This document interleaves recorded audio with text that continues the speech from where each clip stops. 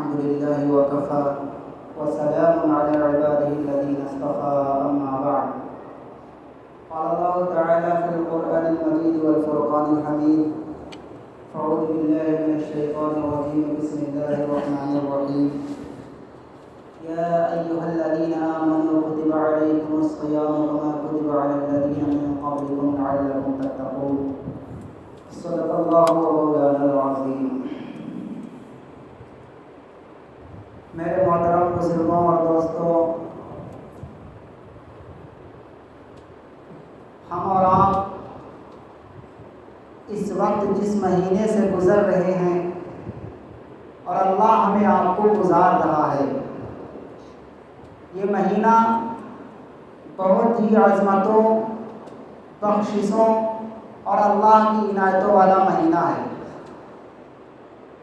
رمضان المبارک کے اندر صرف روزے رکھ لینا اور صرف تراویح پڑھ لینا صرف اتنا ہی مقصد نہیں ہے۔ رمضان کا مقصد یہ ہے کہ تم اللہ کے ولی بن جاؤ۔ اللہ تبارک و تعالیٰ نے قرآن کریم کے اندر ارشاد فرمایا، الا ان اولیاء اللہ لا خوف علیہم ولا هم یحزنون۔ اللہ کے ولی وہ ہیں جنہیں نہ کوئی خوف ہوتا ہے نہ کوئی غم ہوتا ہے۔ فرمایا کون ہے ولی؟ جو ایمان لے آئے اور تقوی اختیار کیا۔ اور اللہ تعالیٰ نے روزہ کی جو وجہ فرمائی ہے، علت بیان فرمائی ہے، وہ بھی فرمایا لعلکم تتقون، تاکہ تم متقی بن جاؤ۔ تو اللہ ہمیں اور آپ کو متقی بنانا چاہتا ہے۔ اللہ رب العزت رمضان کے روزوں کو فرض کر کے یہ چاہتا ہے کہ ہمارے بندے ہمارے وفادار بن جائیں، ہمارے حکم کے آگے اپنے سر کو جھکانے والے بن جائیں۔ فرمایا الصوم لی وانا اجزی بہ، یہ روزہ میرے لیے ہے اور میں ہی روزے کا بدلہ دوں گا۔ حالانکہ نماز روزے سے افضل ہے، نماز روزے سے بہتر ہے۔ کیا وجہ ہے کہ اللہ نے فرمایا کہ نماز کا بدلہ فرشتوں سے دلواؤں گا، حج کا بدلہ فرشتوں سے دلواؤں گا، زکوٰۃ کا بدلہ فرشتوں سے دلواؤں گا، صدقہ خیرات کا بدلہ فرشتوں سے دلواؤں گا۔ لیکن الصوم لی وانا اجزی بہ، روزہ میرے لیے ہے، میں خود روزے کا بدلہ اپنے ہاتھوں سے دوں گا۔ دنیا کا کوئی پرائم منسٹر، دنیا کا کوئی ہوم منسٹر، دنیا کا کوئی چیف منسٹر اپنے ہاتھوں سے ہمیں کوئی تحفہ دیتے ہیں، ہم پھولے نہیں سماتے ہیں، ہمارا بڑا سینہ چوڑا ہو جاتا ہے، ہمیں ہوم منسٹر نے نوازا ہے، چیف منسٹر نے نوازا ہے۔ یاد کرو جس اللہ جو ہوم منسٹر اور چیف منسٹر اور نہ جانے کون منسٹر سارے غلاظت میں لدے ہوئے ہیں، ان کو پہانے کی ضرورت، ان کو پیشاب کی ضرورت، ان کو سونے کی ضرورت، ان کو کھانے کی ضرورت، لیکن اللہ ان تمام چیزوں سے پاک ہے۔ وہ اللہ فرماتا ہے الصوم لی وانا اجزی بہ، روزہ میرے لیے ہے اور میں خود اس کا بدلہ دوں گا۔ کیا وجہ ہے؟ اس کی وجہ علماء نے لکھی ہے کہ روزہ کے اندر انسان اللہ کی جو تمام صفتیں ہیں، وہاں ایک صفت ہے کھانا نہ کھانا، پانی نہ پینا۔ بندہ بھی اللہ کی صفت اختیار کرتا ہے، یہ بندہ بھی اللہ کی صفت اختیار کرتا ہے۔ اللہ کھاتا نہیں، اللہ کے پیارے بندے نے تھوڑی دیر کے لیے کھانا چھوڑ دیا، اس نے اللہ کی صفت اپنا لی۔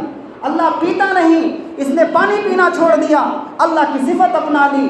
اللہ بیوی سے پاک ہے، مجامعات سے پاک ہے، اس نے بھی تھوڑی دیر کے لیے اپنی بیوی کو چھوڑ دیا، مجامعات سے دور ہو گیا، اس نے میری صفت اپنائی ہے، اس لیے میں روزے کا بدلہ خود اپنے ہاتھوں سے دوں گا۔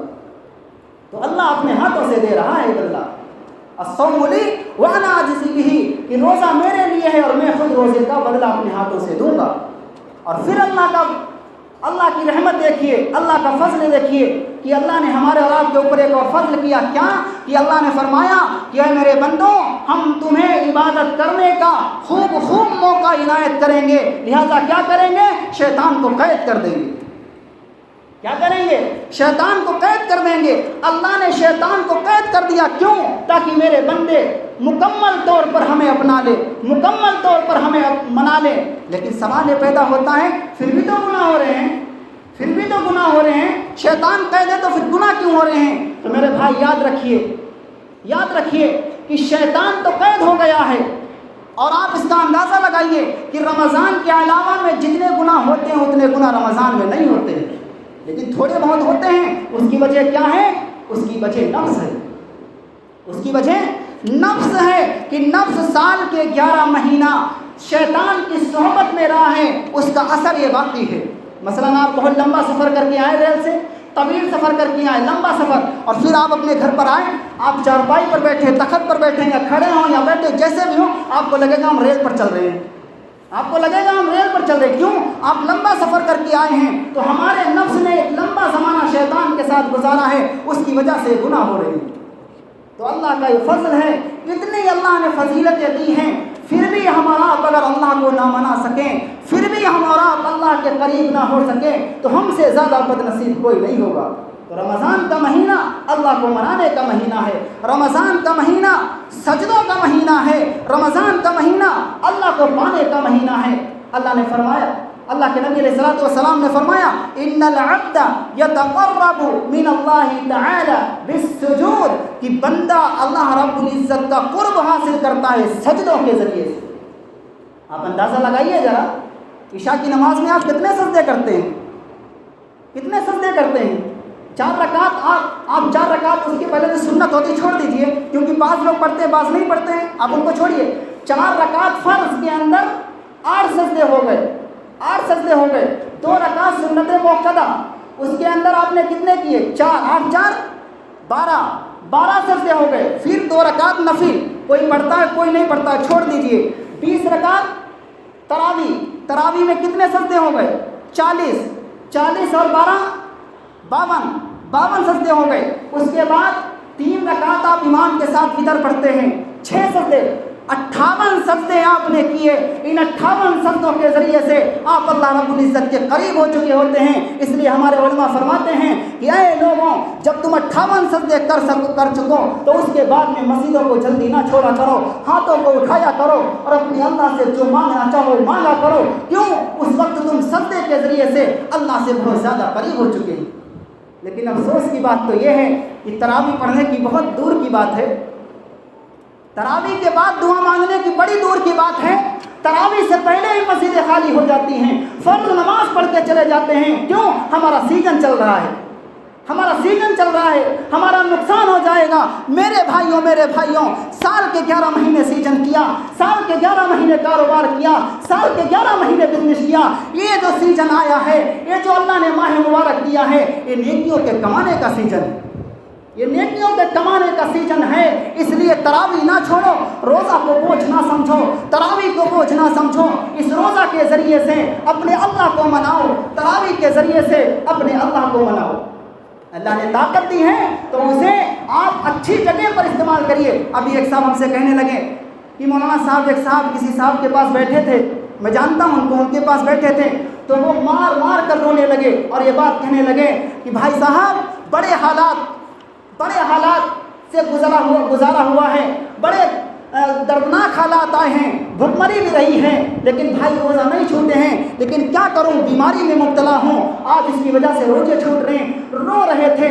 دعا کرو کہ اللہ ان صاحب کو صحت عطا فرمائے، سکون عافیت عطا فرمائے. لیکن اللہ نے تمہارے بازو میں طاقت دی ہے، تمہارے پیروں میں طاقت دی ہے، تمہیں اس کے قابل بنایا ہے، تمام بیماریوں سے دور رکھا ہے. اللہ کے نبی علیہ الصلوۃ والسلام نے فرمایا کہ بیماری کو، صحت کو بیماری سے پہلے غنیمت سمجھو. کل جب تمہارے اندر کوئی بیماری پیدا ہو جائے گی اور پھر تم نیکی کرنا چاہو گے، نیکی کرنے کی طاقت نہیں ہوگی تو آنکھوں سے آنسو بہیں گے، افسوس کرو گے.